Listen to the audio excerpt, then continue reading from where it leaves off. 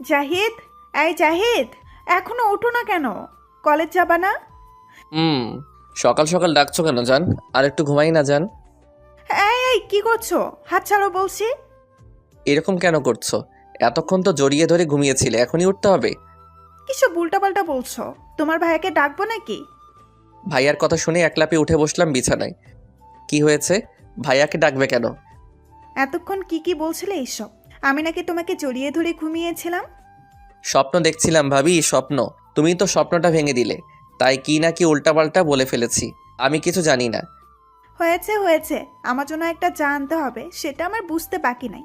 ঘুমের মধ্যে যা কিছু শুরু করেছো না, আল্লাহ জানে কয়দিন আর একা থাকতে পারবা। ভাবি, আমার শরম করে না? এসব কি বলছো? আমি তোমার একমাত্র দেবর না? তুমি থাকতে আমার বউ লাগবে কেন? হয়েছে হয়েছে, আলকা পিরিত বাদ দিয়ে উঠেন, কলেজে যেতে হবে, আমি চললাম। ভাবি শোনো, যেও না আগেই। কি হলো আবার? আমার পাওনাটা পরিশোধ কে করবে? প্রতিদিনে পাওনা নিতে হবে? একদিন না নিলে হয় না? না, হবে না। একদিন না নিলে যে আমার দিনটা ভালো যাবে না। ভাবি আস্তে করে আমার কপালে তার ঠোঁট দুটো লাগিয়ে দিল, তারপর চলে গেল। আপনারা কি ভাবছেন ভাবির সাথে আমার এরকম সম্পর্ক কেন? বাবা মা মারা যাওয়ার পর ভাইয়া আর ভাবি আমার সব। বিশেষ করে ভাবি আমার বাবা মা দুটোরই ভূমিকা পালন করে। আমি সবসময় আল্লাহর কাছে শুকরিয়া করি, এত সুন্দর ভাবি আমাকে উপহার দিয়েছে। প্রতিদিন ঘুম থেকে ডেকে তোলা থেকে শুরু করে খাবারটা পর্যন্ত নিজের হাতে খাইয়ে দেয় ভাবি। ঘুম থেকে উঠে ভাবির একটা উম্মা না পেলে সেই দিনটা কেমন জানি ভালো যায় না। খুব ভালোবাসি আমার ভাবিকে, আর ভাবিও আমাকে ঠিক নিজের ভাইয়ের মতোই আদর করে। আপাতত এইটুকুই থাক। ভাবি চলে যাওয়ার পর আমি আর উঠিনি, অমনি ঘুমিয়েছিলাম। আজকে কলেজ যাওয়া হলো না। জাহিদ, আজকে কলেজে যাবে না তাহলে? সারা রাত মোবাইল টিপছো, সেই জন্যই তো। দাঁড়াও, তোমার ভাইয়াকে আজকেই মোবাইল নিতে বলবো। না ভাবি, প্লিজ আরেকটু ঘুমাই। জাহিদ, লক্ষ্মী ভাই আমার, সোনা ভাই আমার, উঠো। তোমার ভাইয়া যদি জানতে পারে কলেজে যাওনি, তাহলে আজকে পিটুনি আছে কপালে। তুমি থাকতে ভাইয়া আমাকে কিছু বলতে পারবে না। আমি কিন্তু এখনো খাইনি। তোমার ভাইয়া কখন চলে গিয়েছে? কি বলো, এখনো খাওনি? আমি এখনই উঠছি ভাবি, তুমি খাবার রেডি করো। খাওয়া দাওয়া শেষ করে দুপুরে সোফায় ভাবির কোলে মাথা রেখে টিভি দেখছিলাম। ভাবি, হুম, বলো। ভাইয়াকে বলে চলো তো কোথাও ভ্রমণ করে আসি। তোমার ভাইয়া যে ব্যস্ত লোক, মনে হয় না রাজি হবে। তবুও একবার বলে দেখো। সারাদিন এইভাবে বসে থাকতে ভালো লাগে না আর। বিকেলবেলা আমি বাসা থেকে বের হয়ে বন্ধুদের সাথে আড্ডা দিচ্ছিলাম। আজকে অনেকটাই সুযোগ পেয়েছি। সারাক্ষণ শুধু পড়া, পড়া আর পড়া। এই পড়ালেখা এখন ভালো লাগে না। সেই ছোট থেকেই ভালো রেজাল্ট করে আসছি। কি হলো, এখনও কোনো সুবিধা পেলাম না। আর পড়ালেখার চাপে জীবনে একটা প্রেমও করতে পারলাম না। আমার বন্ধুরা সারাক্ষণ জিএফের সাথে মেসেজ, ফোন আলাপ ইত্যাদি আছেই। আমি শুধু গেমস আর গেমস। রাতে বাসায় ফিরে দেখি ভাইয়া খাবার টেবিলে খেতে বসেছে। আমিও দৌড়ে গিয়ে খেতে বসলাম। তোর পড়ালেখা কেমন চলছে? কলেজে যাস তো ঠিক মতো? ভালো ভাইয়া। হ্যাঁ, কলেজে যাই তো। কলেজে না গেলে ভাবি খাবার দেয় না আমাকে। ঠিকই আছে। শোন, একটা কথা বলতে চেয়েছিলাম। কি কথা ভাইয়া? ঝিনুকের পরীক্ষা শেষ হয়েছে, এখানে আসতে চাই। তুই গিয়ে ওকে নিয়ে আসতে পারবি? হ্যাঁ ভাইয়া, পারবো। তবে চলো না সবাই একসাথে গিয়ে তাহলে বেরিয়েও আসি, আর ঝিনুককেও নিয়ে আসি। আমার এখন কাজের অনেক চাপ, আর এখন ছুটিও দিবে না। এক কাজ কর, তাহলে তোর ভাবিকেও নিয়ে যা। ভাবি না করে দিল। ভাইয়াকে ছাড়া যাবে না, তাহলে আমার একাই যেতে হবে মনে হচ্ছে। পরদিন রওনা হলাম ঝিনুকদের বাসায়। ও হ্যাঁ, ঝিনুকের কথা তো বলাই হয়নি। আমার ভাইয়ার একমাত্র শালিকা হলো ঝিনুক। সেই হিসেবে আমার বেআইন এসএসসি এক্সাম সবেমাত্র শেষ করলো। যাই হোক, গাড়ি থেকে নেমে পড়লাম এক বিপদে। গ্রামের পথে একা একা হাঁটছি, আর মনে মনে ভাবছি কি মানুষ এক একটা। একজন লোকও আসলো না আমাকে এগিয়ে নিতে। এ তো মহা বিপদ। হাঁটতে হাঁটতে একসময় পিছনে খেয়াল করলাম কয়েকটা কুকুর আমাকে লক্ষ্য করে তেড়ে আসছে। আমি তো সেই ছোটবেলা থেকে কুকুর দেখে ভয় পাই। আমাকে অচেনা পেয়ে দৌড়ে আসছে আমার কাছে। আমি আর কিছু চিন্তা করলাম না, মনে মনে বললাম মরণ বাঁচন আল্লাহর হাতে, আল্লাহু আকবার বলেই দিলাম এক ভোঁ দৌড়। শালার কুকুরের সাথে কি দৌড়ে পারা যায়? কিন্তু এটা তো আমার আত্মসম্মানের প্রশ্ন। ক্রমে ক্রমে আমার গতি বাড়াচ্ছিলাম। দৌড়াতে দৌড়াতে একদম ঘরে গিয়ে উঠলাম। আর তখনই ঘটলো এক মজার কাণ্ড। কখন যে বেআইন সাহেবা মানে ঝিনুকের সাথে ধাক্কা লেগে ওকে নিয়ে খাটে পড়ে আছি সেটা জানি না। মনে হচ্ছে আমার ঠোঁটের সাথে কিছু লাগানো। আমি শক্ত করে কিছু ধরে আছি। চোখ খুলতেই অবাক। এইটা কি করলেন? কোথায় কি করলাম? এভাবে জড়িয়ে ধরে কিস করাটা কি ঠিক হলো? আমি কিন্তু কিছু করিনি। আমাকে শুধু শুধু মিথ্যে অপবাদ দিবেন না। তাহলে কার ঠোঁট এসে আমার ঠোঁটে লাগলো, আর কার হাত আমাকে জড়িয়ে ধরলো? আমার কোনো দোষ নেই, যা করার সব করেছে ওই কুকুরগুলো। হোয়াট? কুকুর আমাকে কিস করেছে? এই রে কিসব উল্টাপাল্টা লাগছে। কুকুর কিস করবে কেন? আমি করেছি। এইটা বলাতে ঝিনুক আমার দিকে রাগের দৃষ্টিতে তাকিয়ে রইল। না মানে ইচ্ছে করে তো আর করিনি। কুকুরগুলো দৌড়ানি দিয়েছিল, ভয়ে দৌড়ে আসার সময় ধাক্কা লাগে, এতে আমার কি দোষ? হয়েছে হয়েছে, এবার ফ্রেশ হয়ে নিন। আপনি যে বিদ্যুৎ গতিতে আসছেন, কেউ তো জানেই না যে আপনি ঘরে। ঝিনুকের কাছে চলে এসে হাত মুখ ধুয়ে ফ্রেশ হয়ে আমার ভাবির বাবা মার সাথে কথাবার্তা বললাম। খাওয়া দাওয়া সেরে রাতে শুয়ে শুয়ে শুধু ঝিনুকের কথা ভাবছিলাম।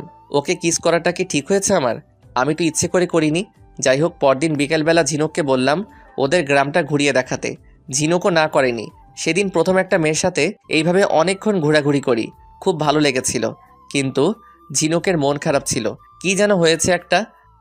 আচ্ছা, আপনি কি সারাদিন এইভাবে গোমরা মুখ করেই থাকেন, নাকি একটু একটু হাসেনও? কথাটা বলাও শেষ, অমনি ধপাস করে এক শব্দ হলো, কাদায় মেখে গেল আমার সব কিছু। তখন প্রথম আমি ঝিনুকের হাসি দেখেছিলাম। অনেক জোরে জোরে হাসছিল ও। আসলে হাসারই কথা, কারণ এত বড় একটা ছেলে এইভাবে আছাড় খাওয়া। ঝিনুক, একটা কথা বলি? বলতে পারেন। আমি কালকের জন্য দুঃখিত, ইচ্ছে করে কিছু করিনি। আমি আপুকে সব বলে দিব। আমার শরীরে এখন পর্যন্ত কেউ টাচ করেনি। আর আপনি প্লিজ ভুলে যান ওইসব। ভাবি শুনলে কি ভাববে? আমাকে বিয়ে করবেন? তাহলে বলবো না। ঝিনুকের কথা শুনে আমার মাথায় আকাশ ভেঙে পড়ল। মেয়েটা বলে কি বিয়ে?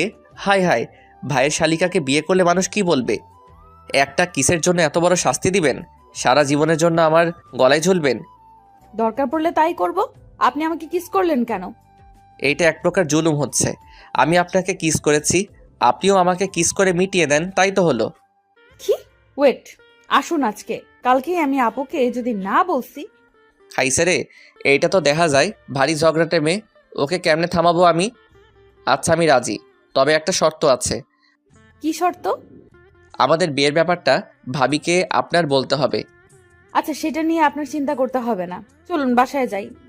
এটা কোন ধরনের মেয়ে? বিয়ে করব বলতেই একদম হাসি খুশি, মনে হয় আকাশে উঠছে।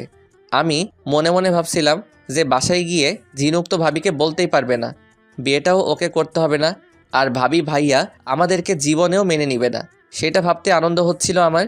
পরদিন যখন আমাদের বাসায় ফিরছিলাম, তখন সারা পথ ঝিনুক আমার কাঁধে মাথা রেখে ঘুমাচ্ছিল। আমি ঝিনুককে শুধু দেখছিলাম। বাচ্চা মানুষের মতো বায়না করে এক একটা, দেখতে অনেক সুন্দর। সবচাইতে বড় কথা হলো মনটা খুব ভালো। ঝিনুক, এই ঝিনুক, ওঠেন এখন, আমরা এসে পড়েছি তো। আমার মাথা আপনার কাঁধে ছিল এতক্ষণ? আমার কাঁধেই তো ঘুমিয়েছিলেন সারা পথ। হায় হায়, কি বলেন এইসব? আপনি উল্টাপাল্টা কিছু করেন নাই তো? কি? এত বড় মিথ্যা অপবাদ! আমাকে দেখে কি তাই মনে হয়? না মানে বিশ্বাসটা একটু কম হয়। ও সেই কথা। তাহলে বাকি পথ একা একা আসেন, আমি চললাম। না, আমি একা যেতে পারবো না, প্লিজ। আর আমাকে একা রেখে গেলে কিন্তু আপুকে কিসের কথা বলে দিব। এই রে, আসল জায়গায় হাত দিয়েছে। শুধু একটাই ভয়, আমার ভাবি যদি জানতে পারে তাহলে তো কি যে মনে করবে আল্লাহ জানে। রাগের কণ্ঠে বললাম, চলুন। চলুন বলতে না বলতে ঝিনুক এসে আমার হাত ধরলো। এমনিতেই রাগ উঠেছিল, তার মধ্যে হাত ধরেছে। হাতটা মারলাম এক আছাড়। মেয়েটা তখনই এক কাণ্ড বাঁধিয়ে দিল। ঝিনুকের হাত ছেড়ে দেওয়ার পর ঝিনুক তো রেগে ভূত। আমারও রাগ উঠেছে ইচ্ছে মতো। কি করব ভাবতে পারছি না। মেয়েটা ওইখানেই দাঁড়িয়ে রইল। কি ব্যাপার, আপনি যাবেন না? আপনি আমার হাত ছাড়লেন কেন? আমি যাব না এখন। ঝিনুক, লোকজন কি বলবে, চলুন তো। বলেই আবার হাত ধরলাম। সত্যি খুব ভালো লাগছিল। মেয়েটার উপর যেমন রাগ উঠেছিল তেমনি ভালোও লাগছিল ওর বায়নাগুলো। ঝিনুক আমার হাত শক্ত করে ধরে আছে, মনে হচ্ছে আমি ওর স্পেশাল কেউ একজন। মেয়েটার প্রতি কি অদ্ভুত এক মায়া কাজ করে। রিকশায় পাশাপাশি বসে দুইজনে যাচ্ছিলাম। সাবধান, দূরত্ব বজায় রাখুন। আমি কিন্তু আপনার জামাই নই যে গা ঘেঁষে বসবেন। আজ হোক কাল হোক বিয়ে তো করবেনই আমাকে, তাহলে বসলে অসুবিধা কোথায়? আপনার আশাটা পূরণ হবে না কোনোদিন। কি বললেন আপনি? এই রিক্সা থামেন। কি ব্যাপার, নামলেন কেন? চলুন, কাজী অফিসে যাব এখনই। মানে মাথা ঠিক আছে আপনার? হ্যাঁ, আমি একদম সুস্থ ঠান্ডা মাথায় বলছি। আসুন, আজকেই বিয়ে করতে হবে আমায়। ঝিনুক, বিয়ে কোনো ছেলে খেলা নয়, এটা সারা জীবনের জন্য। আর আমি আপনাকে তেমন ভালো জানি না, আপনিও জানেন না, তো কিভাবে সম্ভব? বিয়ের পর সব জানবো। এখন আসবেন নাকি আমি চিৎকার করে লোকজন ডাকবো? হাহাহা, লোকজনকে কি বলবেন আপনি? বলবো যে আমাকে জোর করে তুলে এনেছে। এই রে কাম সারছে। যদি সত্যি সত্যি এইটা করে ফেলে তাহলে তো আজকে আমি এখানেই শেষ। মানুষের গণপিটনি। আমাকে 2 মিনিট ভাবতে দেন প্লিজ। আমি কি করব ভাবছিলাম, কাউকে না জানিয়ে বিয়ে? এইটা কেমনে কি? আর বিয়ে তো জীবনে একবারই। যাই হোক, ঝিনুক মেয়েটা খারাপ না, আমার চেনা জানাই তো। সারা জীবন না হয় ওর সাথে কাটাবো। কি ভাবা হয়েছে নাকি আরো ভাববেন? হইছে বাবা, চলুন কাজী অফিসে। অতঃপর দুইজনে মিলে কাজী অফিসে গিয়ে ওইখানে 2-1জনকে সাক্ষী রেখে আমরা বিয়ে করে ফেলি। শুধু ভয় করছিল ভাবি ভাইয়া জানলে আমাদেরকে মেরেই ফেলবে। ঝিনুক, হুম ঝিনুক, হুম ঝিনুক। এই কি হয়েছে আপনার? এত ডাকাডাকি কেন? যদি ভাইয়া আর ভাবি জানতে পারে? আমি বলবো আপনি আমাকে জোর করে বিয়ে করেছেন, ব্যাস। হাই হাই, আমি তাহলে মরেই যাব। এক কাজ করি, আসুন দূরে কোথাও চলে যাই। জি না, আসুন বাসায় যেতে হবে। আজকে আমাদের বাসর রাত। আর আমরা কোথায় যাব এখন? একটু পরে তো সন্ধ্যা হয়ে যাবে। প্লিজ, তুমি বিয়ের ব্যাপারটা কাউকে জানাবে না, হ্যাঁ? ওকে। আর আপনি আমাকে এখন তুমি করে বা তুই করে বলতে পারেন, আপনারই তো বউ। এইটা এক প্রকার ব্ল্যাকমেইল করলে তুমি। আপনাকে ভালোবাসি যে, আপনাকে পাওয়ার জন্য সব করতে পারবো। চলুন বাসায় যাই। চলো। দুইজনে মিলে বাসায় আসলাম। ঝিনুককে যেহেতু না করেছিলাম বিয়ের কথা বলতে, ও তাই করেছে। আমরা স্বাভাবিকভাবেই বাসায় যাই। বাসায় গিয়েই ভাবিকে ডাকি। ভাবি, ভাবি কই তুমি? এই তো ভাই আমার, এসে পড়ছো তোমরা? আর বলো না ভাবি, তোমার বোন এইটা যে কি পরিমাণ জেদি আর বদমেজাজি আমি তা হাড়ে হাড়ে টের পেয়েছি। ঝিনুক আগে থেকে একটু জেদি। যাও তুমি ফ্রেশ হয়ে আসো, আর ঝিনুক আমার সাথে আয়। ওয়েট ওয়েট, আমার পাওনাটা কে দিবে ভাবি? ভাবি আমার কপালে চুমু দিল আর আমি আমার রুমে চলে গেলাম। এখন মেয়েটা না বললেই হলো। যদি বলে দেয় ভাবিকে যে আমরা বিয়ে করেছি তাহলে হয়তো আমার আর রক্ষা নাই এইবার। বিকেলবেলায় শুয়ে শুয়ে মোবাইল টিপছিলাম, একটু একটু ঘুম পাচ্ছিল আমার। কখন যে ঘুমিয়ে পড়ি জানি না। স্বপ্নের ভিতর দেখছিলাম ঝিনুক আমার বুকে শুয়ে আছে আর আমি ওর কপালে চুমু খাচ্ছি। শক্ত করে ধরে আছি ঝিনুককে। হঠাৎ ঘুমটা ভেঙে গেল। সত্যি সত্যি ঝিনুক আমার বুকে। লাফ দিয়ে উঠে বসলাম। এই এই, তুমি আমার রুমে কি করো? কেন, আপনার রুমে আসা বারণ নাকি? আপনি তো আমার স্বামী হন এখন। তা না হয় মানলাম, তুমি আমার বুকে শুয়ে জড়িয়ে ধরলে কেন? ন্যাকামি।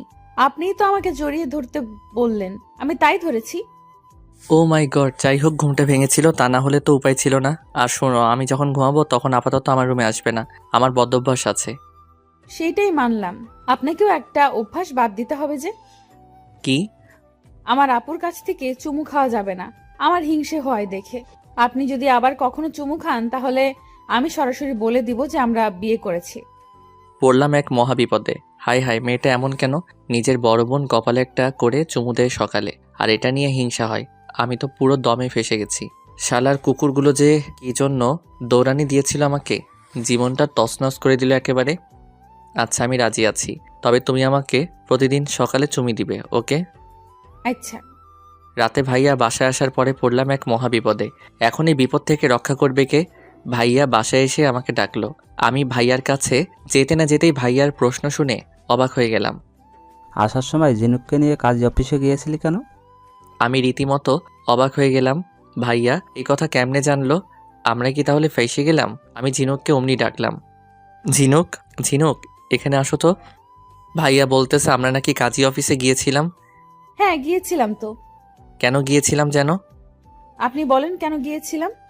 না, তুমি বলো কেন গিয়েছিলাম। ও, আপনি লজ্জা পাচ্ছেন বলতে? আমিই বলছি। ঝিনুক ভাইয়াকে লক্ষ্য করে বলল, দুলা ভাই, আমার এক বন্ধু পালিয়ে এসে সেখানে বিয়ে করলো তো, তাই আমরা সাক্ষী হিসেবে গিয়েছিলাম। ঠিক বলছি না জাহিদ? হ্যাঁ তুমি ঠিকই বলেছ ভাইয়া, ঝিনুক যেটা বলল সেই কারণেই গিয়েছিলাম। ও তাই বলো। আচ্ছা, তোমাদের আসতে কোনো অসুবিধা হয়নি তো? না ভাইয়া, কোনো অসুবিধে হয়নি। অতঃপর ভাইয়ার সামনে থেকে চলে আসি, আর একটু হলেই তো ফেসে যেতাম। ঝিনুকটা আমাকে বড়জোর বাঁচালো। যদি বলে দিত, হাই হাই, উপায় ছিল না আজকে। ঝিনুককে একটা ধন্যবাদ তো দেওয়াই লাগে। তোমাকে অনেক ধন্যবাদ আমাকে বাঁচানোর জন্য, না হলে আজকে উপায় ছিল না। ধন্যবাদ নিব না আমি। তাহলে কি নিবে? আমাকে একটা পাপ্পা দিতে হবে। আমি ঝিনুককে জড়িয়ে ধরি। জড়িয়ে নিয়ে আমার জোড়া ঠোঁট দিয়ে ওর কপালে একটা ভালোবাসার চিহ্ন এঁকে দেই। ধীরে ধীরে আমি ঝিনুককে আমি সত্যিই ভালোবেসে ফেলি। এখন এই বিয়েটা আমার কাছে অত্যন্ত গুরুত্বপূর্ণ। কিছুদিন পর ঝিনুক ওর বাড়িতে চলে যায়। আমরা মোবাইলে কথাবার্তা বলতাম। হঠাৎ একদিন সকালে ভাবির কথা শুনে আমি বাকশক্তি হারিয়ে ফেললাম। জাহিদ, আজকে আমাদের বাড়িতে যেতে হবে। কেন ভাবি? ঝিনুকের আজকে এঙ্গেজমেন্ট, তোমার ভাইয়াও যাবে। রেডি হও তুমি। ভাবির কথা শুনে মাথায় বাজ ভেঙে পড়ার মতো অবস্থা আমার। আমি আর ঝিনুক একে অপরকে জীবনে চাইতে বেশি ভালোবাসি। আমি ঝিনুককে ছাড়া অন্য কিছু কল্পনাও করতে পারি না। তাছাড়া আমরা বিয়েও করেছি, আর এখন ঝিনুককে অন্য কারোর সাথে বিয়ে দিবে? এটা কেমন সম্ভব? ভাবতে ভাবতে ভাইয়া এসে আমার সামনে হাজির। কী রে, এখনও বসে আছিস যে? রেডি হচ্ছিস না কেন? ভাইয়া তোমরা যাও, আমি যাব না। কেন, মন খারাপ? না ভাইয়া, এমনি। আমি যেতে বলেছি, যেতে হবে। আর ওইখানে গেলে মন ভালো হয়ে যাবে এমনিতেই। ভাইয়ার কথা আর ফেলতে পারলাম না। ভাইয়া ভাবিকে সাথে নিয়ে রওনা হলাম। ভাবি আর ভাইয়ার মন অনেক খুশি। তাদের মুখে হাসি দেখে আমারও খুব ভালো লাগছিল। কিন্তু যখনই ঝিনুকের কথা মনে হয় তখনই খারাপ লাগে। আমি এখন কি করব? ঝিনুককে ভালোবাসি কথাটা ভাবিকেই বলতে সাহস পাইনি, আবার ভাইয়াকে কেমনে বলবো? ভাবতে ভাবতে চোখ দিয়ে টপ টপ করে পানি পড়ছিল। ভাইয়া ভাবির আড়ালে চোখের পানি মুছলাম। যখন ওই বাড়িতে গিয়ে পৌঁছালাম, ঝিনুক দৌড়ে এলো আমার কাছে, আমাকে আড়ালে নিয়ে গেল টেনে। আমার কোনো দোষ নেই জাহিদ, বিশ্বাস করো, আমাকে কেউ বলেনি যে আজকে আমাকে আংটি পরাতে আসবে। সকালে বাবা আমাকে কথাটা জানায়। তোমাকে অনেকবার ফোন দিয়েছিলাম আমি, তুমি কেটে দিছো। আমার পাশে ভাইয়া আর ভাবি ছিল। তখন ফোন ধরা আমার পক্ষে অসম্ভব ছিল। এখন তাহলে কিছু একটা করো তুমি, আমি তোমাকে ছাড়া বাঁচবো না জাহিদ, প্লিজ কিছু একটা করো। আমি এখন কি করব বলো? আমি যে নিরুপায়। ভাইয়াকে আর ভাবিকে কথাটা বলার মতো সাহস আবার নেই। আমি এখন নির্বাক দর্শক ছাড়া আর কিছুই নই। কেন, অনেক কিছু করতে পারবো আমরা। চলো আমরা পালিয়ে যাই আজকে, অনেক দূরে চলে যাব, যেখানে আমাদের কেউ খুঁজে পাবে না। ঝিনুক, আমি এই কাজ কোনোদিনই করতে পারবো না। ভাইয়া ভাবি, তোমার বাবা মা সবার মুখে চুনকালি আমি মাখতে পারবো না। প্লিজ, পারলে আমাকে ক্ষমা করে দিও। ঝিনুক মুখ চেপে কাঁদছে।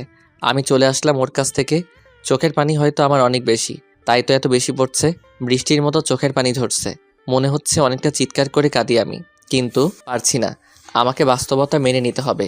আমার হাতে এখন কিছুই নেই। আকাশের দিকে তাকিয়ে ভাবছিলাম, ঝিনুকের সেই কাণ্ড কারখানাগুলো কত মজা আর দুষ্টুমি করত। ওর বায়না ধরা জেদ করা খুব ভালো লাগতো আমার। আজকে ঝিনুককে অন্য কেউ আংটি পরিয়ে যাবে, হয়তো দুদিন পরেই কারো বউ হয়ে যাবে। এগুলো যত ভাবছিলাম তত কান্না বেড়ে যাচ্ছিল আমার। রাস্তার একপাশে ঘাসের উপর বসে সেই কথাগুলো ভাবছিলাম আর কান্না করছিলাম। ভাবতে ভাবতে হঠাৎ করে ভাইয়ার ফোন। আমি চোখ মুছে ফোনটা ধরলাম। হ্যালো ভাইয়া। হ্যাঁ জাহিদ, কই তুই এখনো? আমি এই তো বাড়ি থেকে একটু দূরে আসছি। কেন? তাড়াতাড়ি এখানে আয়, সবাই তোর জন্য ওয়েট করতেছে। হ্যাঁ ভাইয়া, আসছি আমি। হাঁটতে হাঁটতে যাচ্ছি। কি কপাল আমার, আমার সামনে আজকে আমারই ভালোবাসার মানুষের হাতে অন্য কেউ আংটি পরাবে। ঝিনুক তো আমার বিবাহিতা স্ত্রীও, কিন্তু এই কথাটাই তো বলতে পারছি না।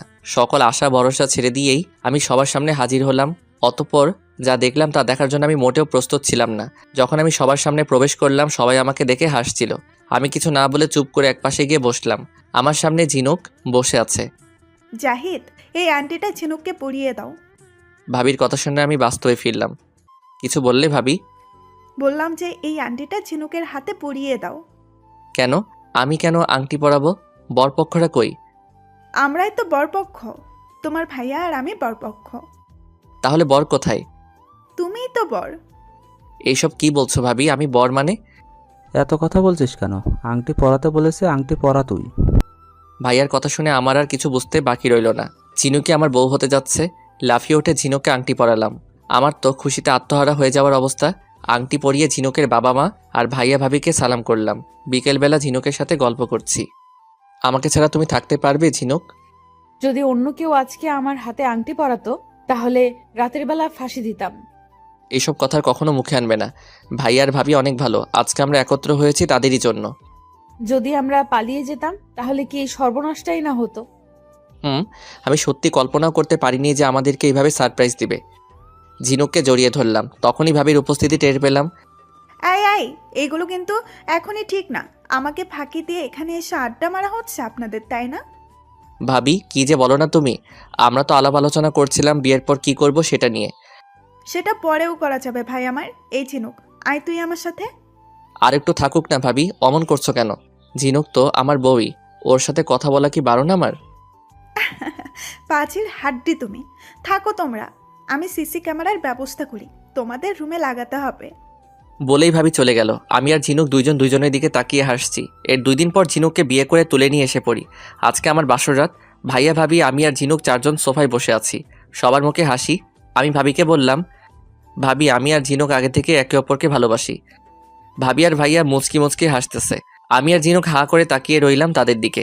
হঠাৎ ভাবি বলে উঠল, আরে বোকা, আমি আর তোমার ভাইয়া সেটা আগে থেকেই জানতে পারি। কি? তোমরা কেমনে জানলে আগে থেকে? একদিন তোমার মোবাইলের SMS পড়েই বুঝতে পারছিলাম যে ঝিনুকের সাথে তোমার রিলেশন আছে। সেটা তোমার ভাইকে বলে দেই, আর তুমি আমাদের বাড়িতে যাওয়ার সময় কাঁদছিলে, সেটাও আমরা লক্ষ্য করেছি। এত কিছু জানা সত্ত্বেও আমাকে বকলে না কেন একটুও?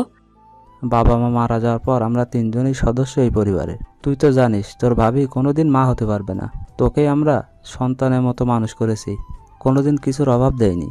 তুই কষ্ট পাস এমন কোনো কাজ করিনি আমরা। আমি ভাই আর ভাবিকে একত্রে জড়িয়ে ধরে কান্না করে দিলাম। সত্যি অনেক ভালো মানুষ এরা।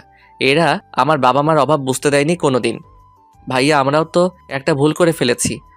কি? আমি আর ঝিনুক আগেই বিয়ে করে ফেলেছি। ভাইয়া আর ভাবি প্রথমে অবাক হলেও পরে হাসাহাসি করছিল। 2 বছর পর আজকে আমার অনেক আনন্দের দিন। আমি বাবা হলাম। আসলে আজকে যার সবচাইতে আনন্দ হওয়ার কথা সেটা হলো আমার ভাবি। অনেক অনেক খুশি আমার ভাবি। মনে হচ্ছে এটা যেন তারই সন্তান। আমারও খুব ভালো লাগছিল। আমি ঝিনুকের পাশে গিয়ে বসলাম। ঝিনুক, হুম। ঝিনুক, কি? আমি তোমাকে খুব ভালোবাসি পাগলি। আমিও খুব ভালোবাসি আমার স্বামীটাকে। ঝিনুকের কপালে একটা চুমু দিলাম। এই হলো ভাবির ছোট বোন, আমার বউ হওয়ার কাহিনী। ধন্যবাদ সবাইকে।